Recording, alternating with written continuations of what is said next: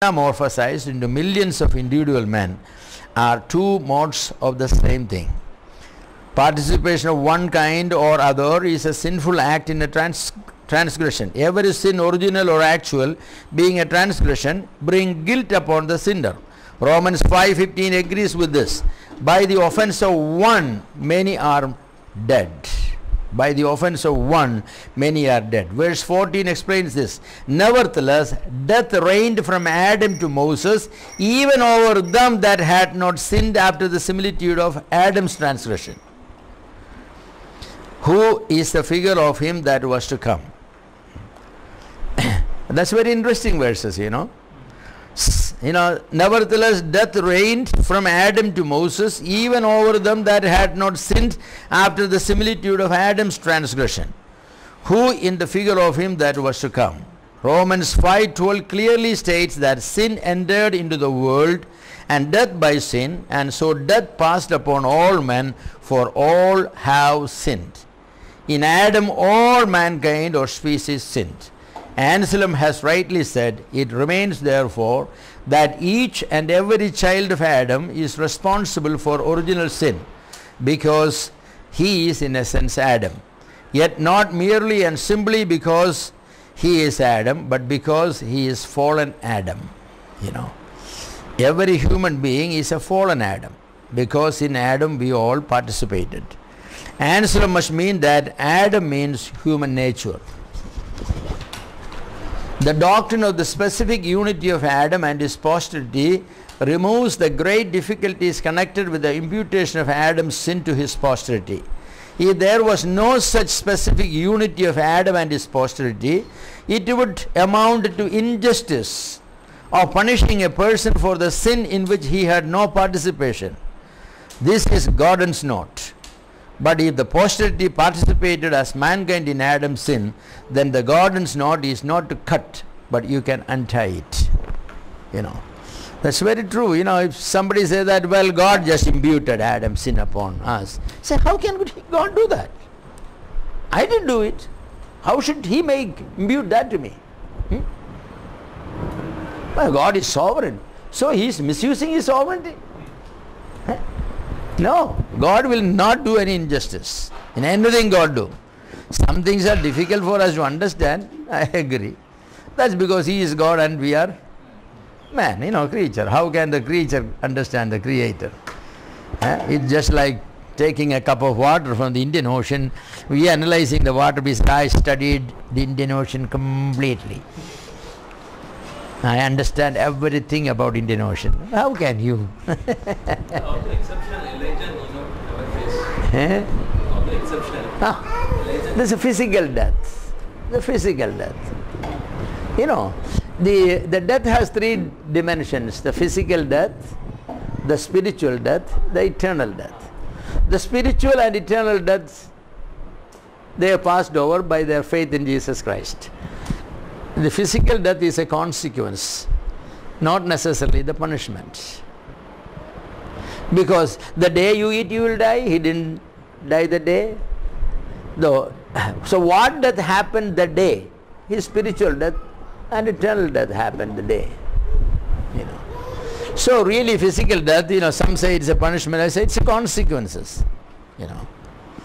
It's a consequence. Because if it's a punishment, then everybody has to die immediately. No, nobody dies immediately. It's the consequences. The thorn, the thistle, the sweat. So many consequences. It all remains there. So, these two people, they did not overcome the consequences. They are going to overcome the consequences. Some say that Enoch and Elijah will come back and they will die, some say. Some say Elijah and Moses will die. I don't know who come. I know Elijah will come because, the book of Malachi said, and the Lord also said, Elijah shall come indeed. But I tell you that he has come. In another sense that, John the Baptist came in the spirit of Elijah. Now the real Elijah is going to come and he is going to be killed. So some say that Enoch also, the two witnesses, because these are the two people who were taken alive. But thousands and tens of thousands of believers are going to be taken alive when the Lord comes, right? We shall not all die. So are they all come back and get killed? So that question for me is besides the point. I think as on their way going up, a transformation has taken place which is better than death. Better than that. You can squeeze the lemon to make a lemonade, or you can swallow the lemon and drink a glass of water.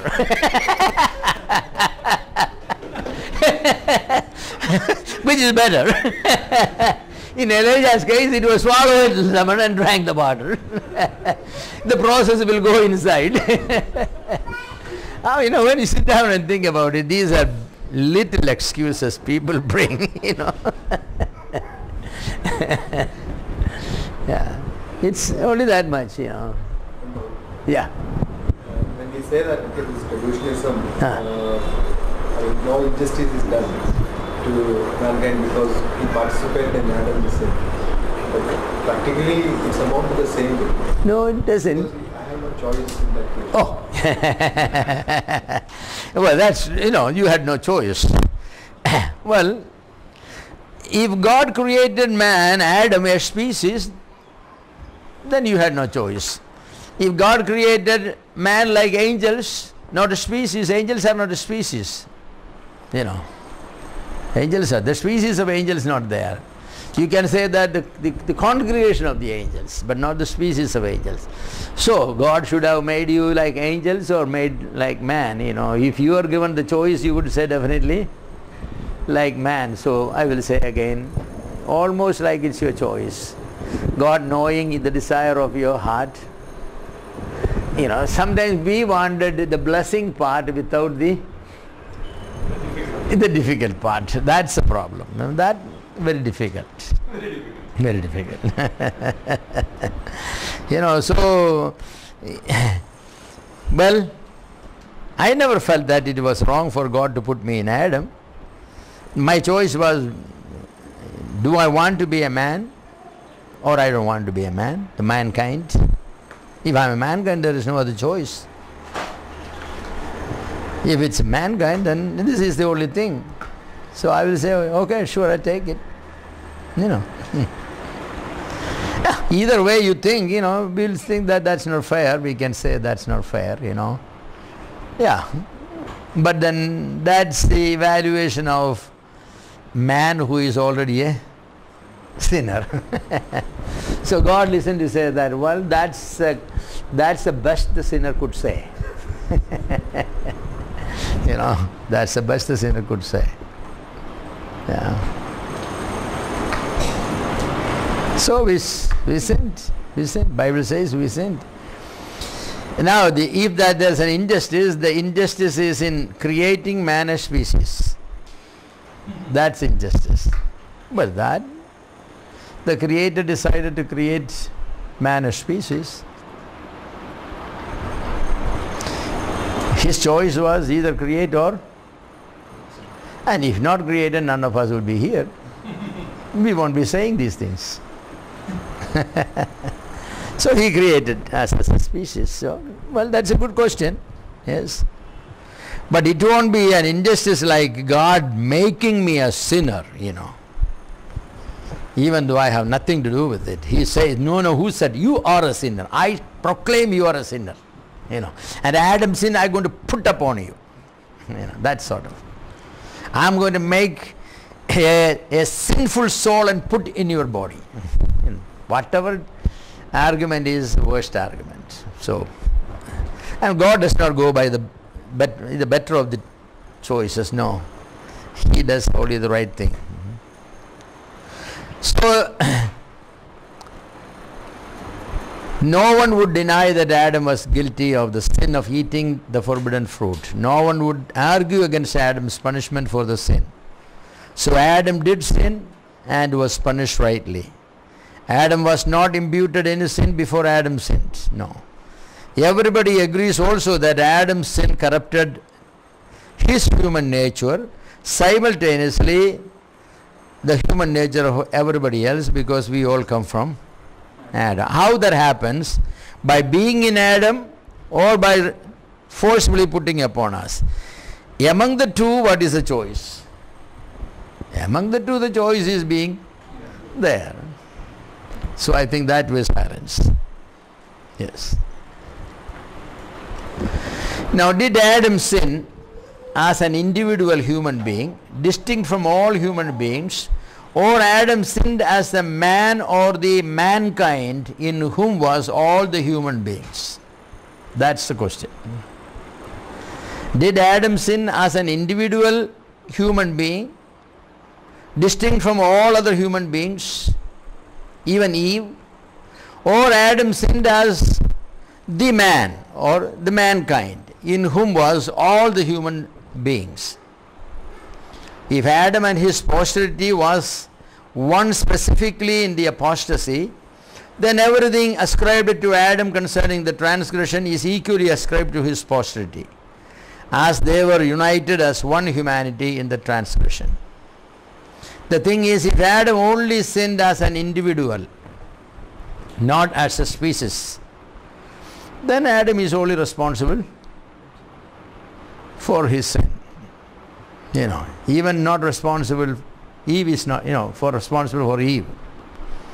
Then how we became, how the statement that in Adam all sins. By one man's sin all have become sinners. How are we going to explain it? That's the problem. Coexistence, co-agency, and co-responsibility are three important aspects of the Adamic sin. Coexistence, co-agency, and co-responsibility. We existed with Adam. We done it, through the agency of Adam. We were doing it together with Adam, and we shared the responsibility of that. And then we are equally responsible like Adam. Just how much Adam is responsible, so much we are responsible. Co-agency means Adam was the agent of sinning, so we were all with him.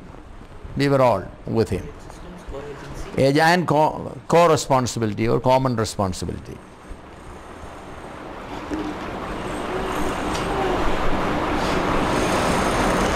The transmission of a sinful inclination is best explained by the Traducian theory. The transmission of a sinful inclination is best explained by the Traducian theory. Original sin is conveyed from our first parents to their posterity by natural generation, so that all that proceed from Adam and Eve in that way are conceived and born in sin.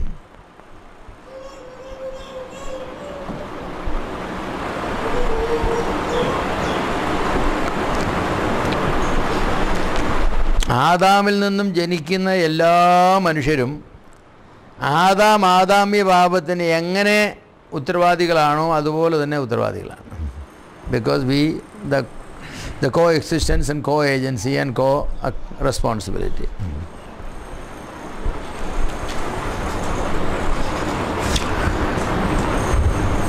Job 14:4, Job 14:4, Psalm 51:5, Psalm 58:3, John 3:6, Ephesians 2:3.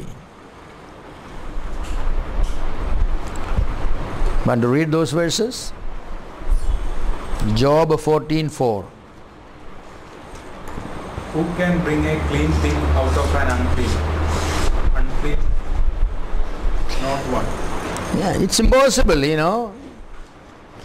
So, we are part of the sinful humanity, and one person in that humanity cannot come clean. Jesus Christ came, by the special work of God, by not becoming a child of Adam, but, by a special work of, even there, was Jesus Christ ever justified? Just like we are justified?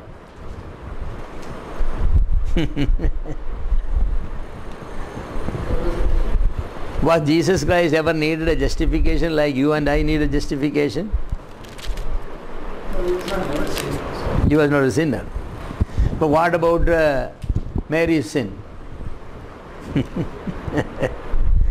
How will you explain this passage in 1 Timothy 3:16?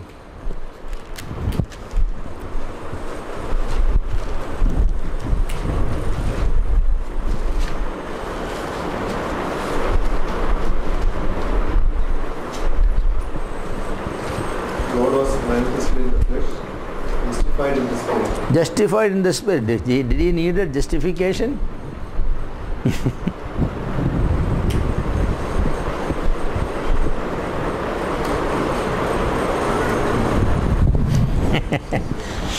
Very interesting statement, you know. Yeah. Yes, sir. Theologians say that, you know, in the whole process of sanctifying the ovum, no sanctification without justification possible. That's a biblical doctrine. So first of all, God would apply the meritorious, the death of Jesus Christ to this Mary's ovum. The sin nature is justified, then Holy Spirit sanctifies it, then Jesus Christ is born. That's something for you thinking, you know. That's for theologians, you know. They say that no sanctification without justification. This is, you know. So justified by the Spirit, you know, they say that Holy Spirit has done that justification, and then he was sanctified by the Spirit, then he was born, so he is sinless. Sin problem was taken care of, not Christ's sin problem, but Mary's sin problem was taken care of. Then that ovum was sanctified. Then the divine person has occupied that and came out. So it's not talking about sin of Christ. Christ has no sin. But why Christ does not have sin? Because that which is taken from Mary is justified and sanctified. That's what some theologians say. Well, others say justified by Spirit means, you know, he had shown that he is the divine person by the special work of the Holy Spirit, the miracles. That's another interpretation, you know.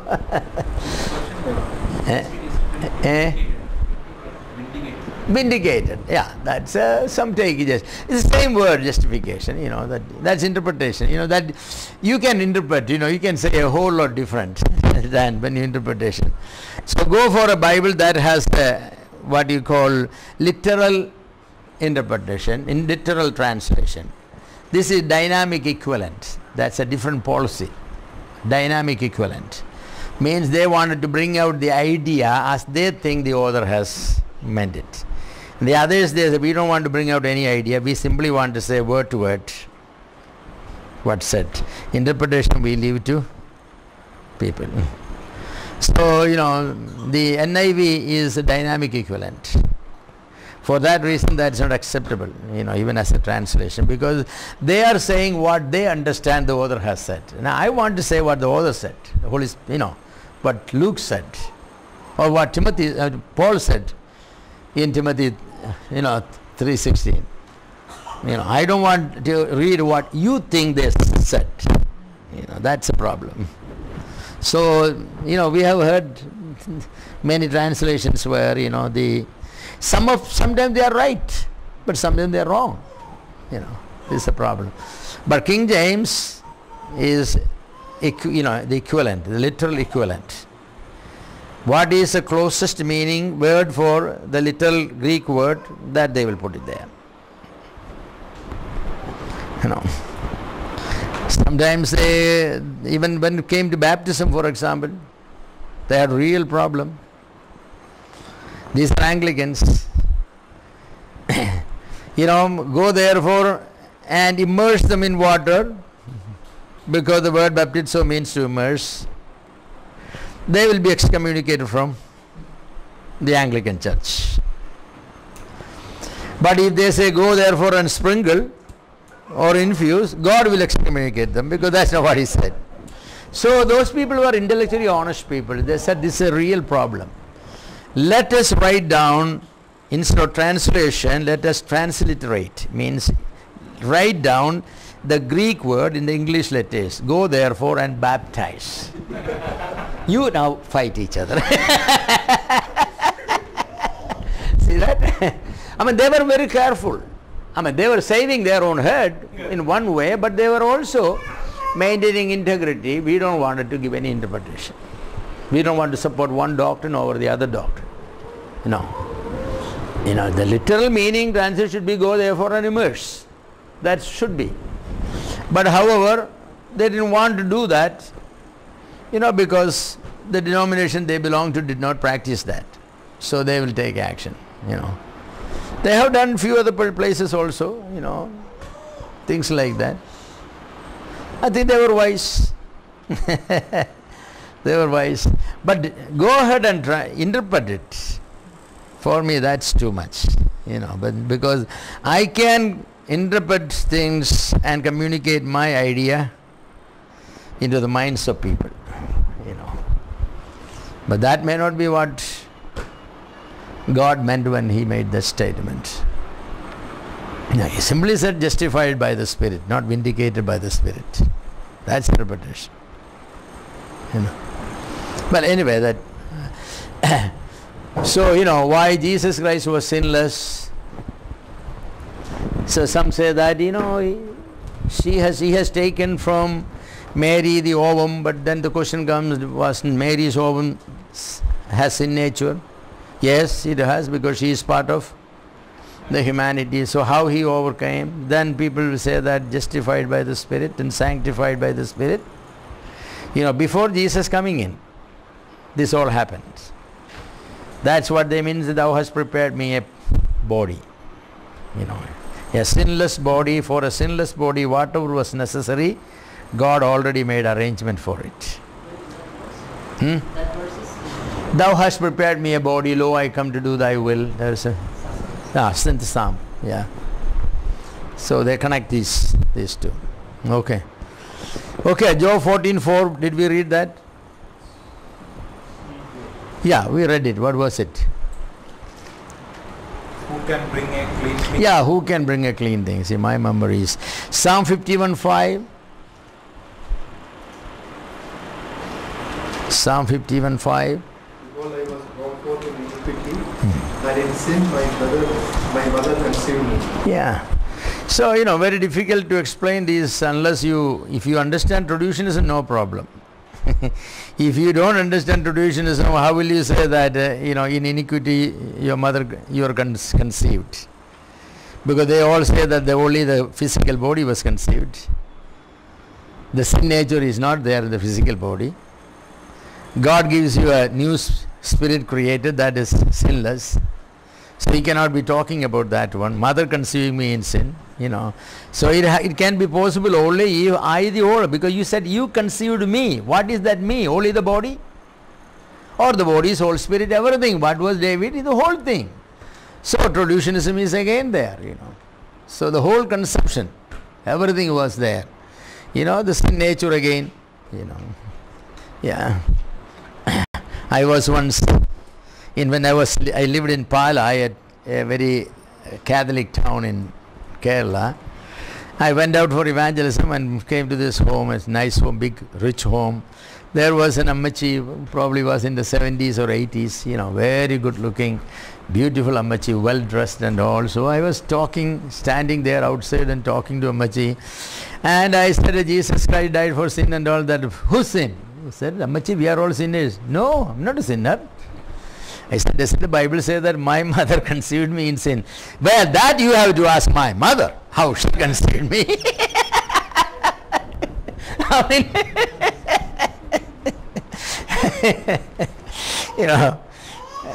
but very difficult to talk to her. Ammachi was very humorous also, അതിന് അമ്മച്ചോട് ചോദിച്ചു നോക്കൂ എങ്ങനെയൊക്കെ see that. Well, that's not what David is saying. David is saying that my whole person was conceived in iniquity. The very act of conception is an act of, not the act, the act itself is sinful, but it happens in the realm of sin, because the transmission is sin. My parents were transmitting sin, They were handing over the sin nature. As every generation goes, I sometimes think that, it's not only the Adamic sin, but also our parents' sin. Yeah, our part added to it.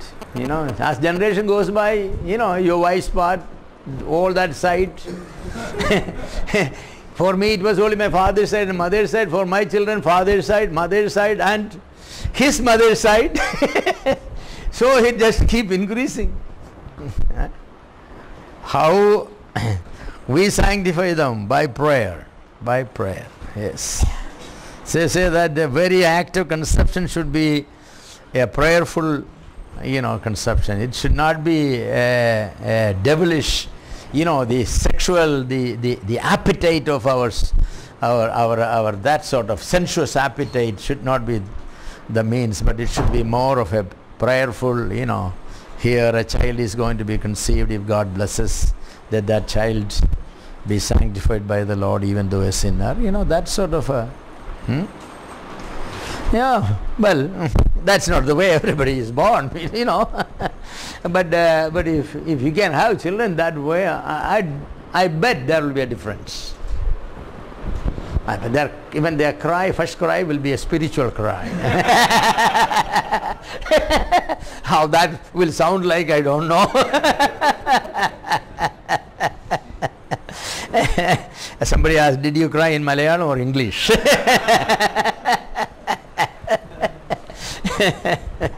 Well, they're good.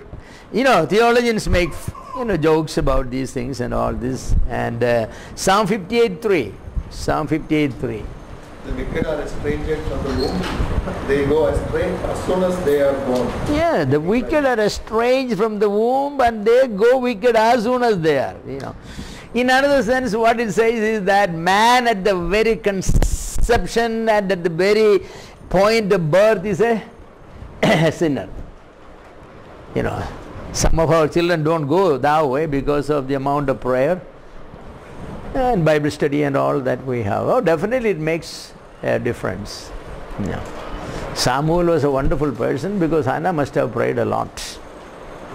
Moses was a different person because Amram and Jochebed, definitely they have prayed a whole lot.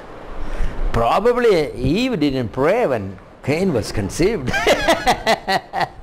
Who knows? Anyway, he was from the wicked. He was from the wicked. Satan wanted to spoil humanity, and Satan wanted the first child to be born a murderer. Say Satan, he's a murderer from the beginning.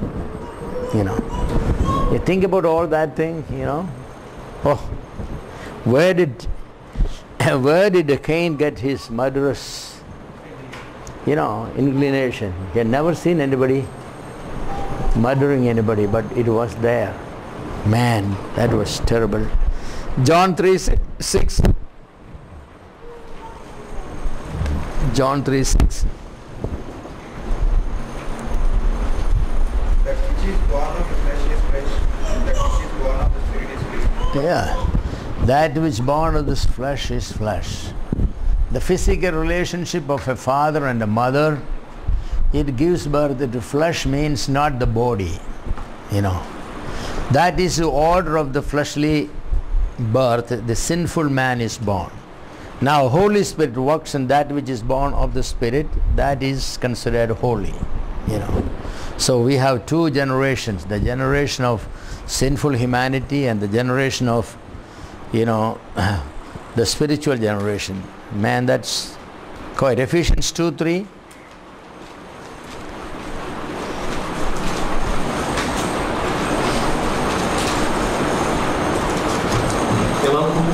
Also, we all once conducted ourselves in the lust of our flesh, fulfilling the desires of the flesh and of the mind, and were by nature children of wrath. That's by nature we were the children of wrath. By nature.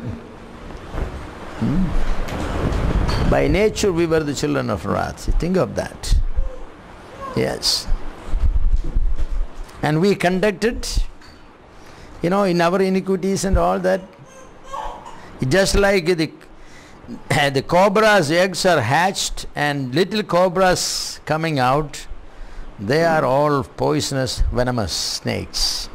Even that little one can kill a person. Yes. Beware like that. Beware like that. So to transmit sin nature from original parents to the posterity, there must be a vehicle for transmission. Unless there was a common human nature, both as to the soul and the body, how could the sin nature be transmitted? Tertullian said it aptly, transmission of sin requires the transmission of a sinning soul.